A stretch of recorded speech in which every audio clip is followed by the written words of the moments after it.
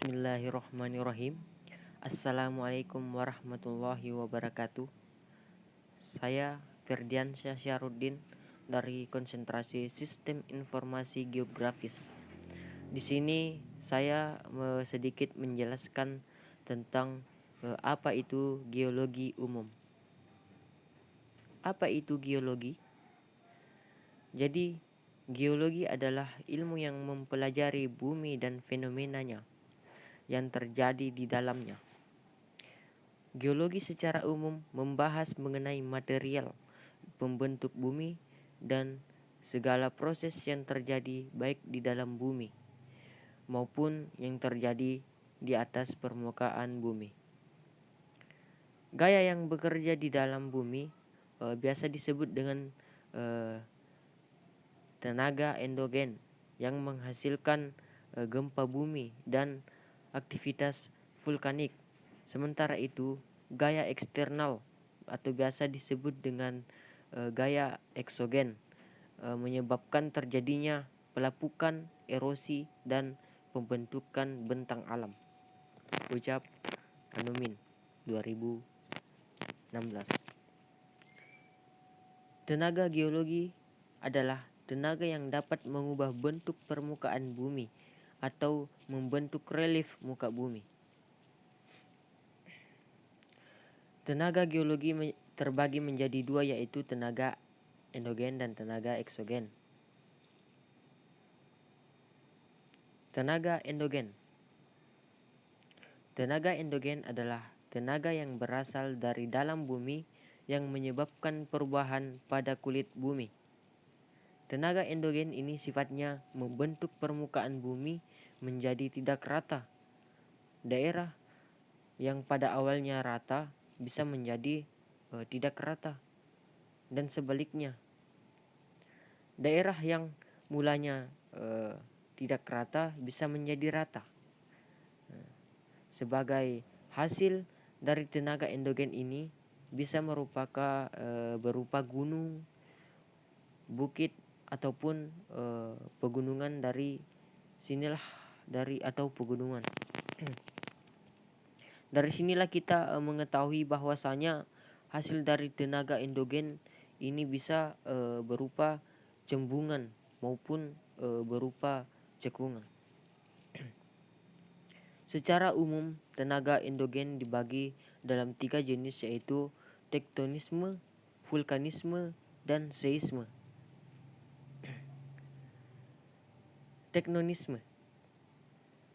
Tektonisme adalah pergerakan kulit bumi yang diakibatkan oleh tenaga dari dalam bumi yang menyebabkan terjadinya patahan, lipatan, ataupun naik turunnya permukaan bumi.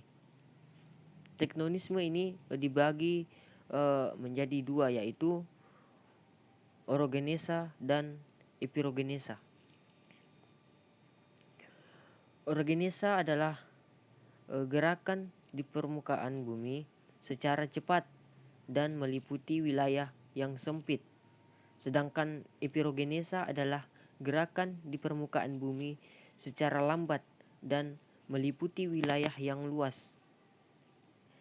Epirogenesa terbagi lagi menjadi dua, yaitu epirogenesa positif dan epirogenesa negatif. Di mana epirogenesa positif ini yaitu gerak turunnya permukaan bumi sehingga laut seolah-olah mengalami kenaikan. Sedangkan epirogenesa negatif yaitu gerakan naiknya permukaan bumi sehingga laut seolah-olah mengalami penurunan. Lanjut kepada vulkanisme. Vulkanisme adalah semua peristiwa yang berhubungan dengan naiknya magma ke permukaan bumi melalui retakan dalam kerak bumi atau melalui sebuah pita sentral yang disebut letusan kepundan dan atau biasa disebut dengan diatrema. Magma yang keluar sampai ke permukaan bumi disebut lava. di mana aktivitas magma disebabkan oleh tingginya suhu magma dan banyaknya gas yang terkandung di dalamnya sehingga dapat terjadi retakan-retakan dan pergeseran lempeng kulit bumi. Magma juga dapat membentuk gas padat dan cairan. Contoh vulkanisme terjadi pada gunung meletus. Bisa kita lihat pada di slide sebelumnya bahwa di sini ada uh, gambar gunung yang sedang meletus dan itu mengeluarkan magma. Lanjut, bagian ketiga yaitu seisme, di mana seisme adalah getaran yang terjadi karena adanya tumbukan energi yang membuat lempeng benua dan lempeng samudra bergetar. Jika tumbukan energi besar, maka energinya akan mampu menggetarkan lempeng benua dan lempeng samudra di sekitarnya, yang kemudian kita kenal dengan gempa bumi. Getaran tersebut dapat berupa getaran besar dan getaran kecil, mana ketika getarannya sangat besar, maka kerusakan yang ada di bumi itu cukup besar, cukup banyak kerusakan yang dialami di bumi. Tetapi jika getarannya kecil, tidak terlalu banyak kerusakan yang ada di bumi, seperti semacam ketika getarannya rendah, maka paling kerusakan yang di bumi itu cuman 1-20%.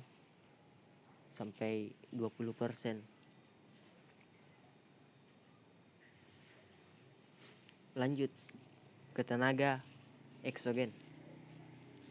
Tenaga eksogen adalah tenaga yang berasal dari luar bumi. Sifatnya merusak atau merombak permukaan bumi yang sudah terbentuk oleh tenaga endogen. Tenaga eksogen juga mengakibatkan bentuk-bentuk muka bumi.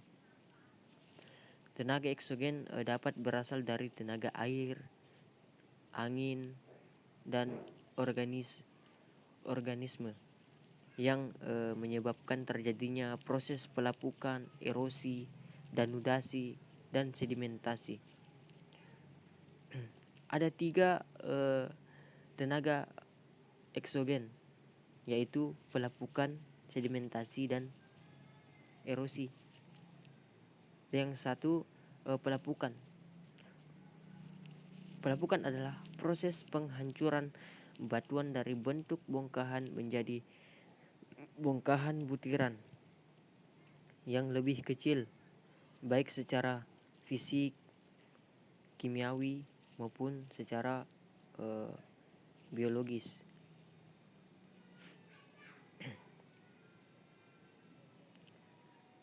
Selanjutnya, erosi, di mana erosi di sini ada atau biasa disebut dengan pengikisan, adalah suatu proses terkikisnya tanah atau batuan dan kemudian dipindahkan ke tempat lain oleh kekuatan air, angin, es, atau gravitasi. Ada 4 jenis erosi, yaitu yang pertama, erosi angin, di mana erosi jenis ini terjadi karena adanya angin yang terhembus melewati sebuah benda yang mudah terbawa angin. Biasanya terjadi karena angin yang cukup kuat dan material itu berupa pasir, seperti yang terjadi di daerah pantai. Akibat dari erosi ini akan menimbulkan endapan. Bisa kita lihat di sini, ini adalah hasil erosi angin.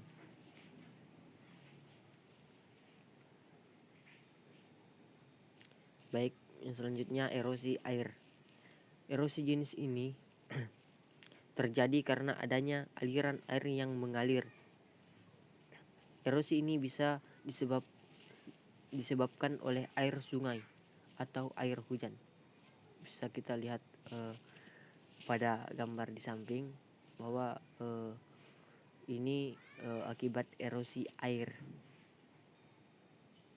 Selanjutnya erosi es. Erosi ini disebabkan karena adanya es yang mencair yang membentuk sungai yang kemudian membawa material yang dilewatinya. Bisa kita lihat pada gambar di samping.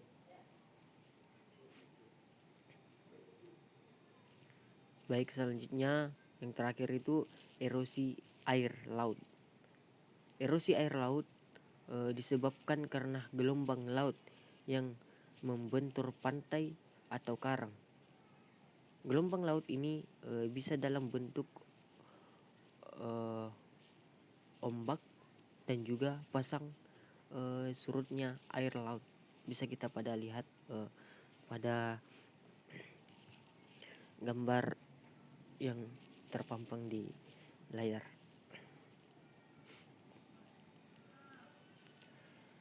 Selanjutnya sedimentasi.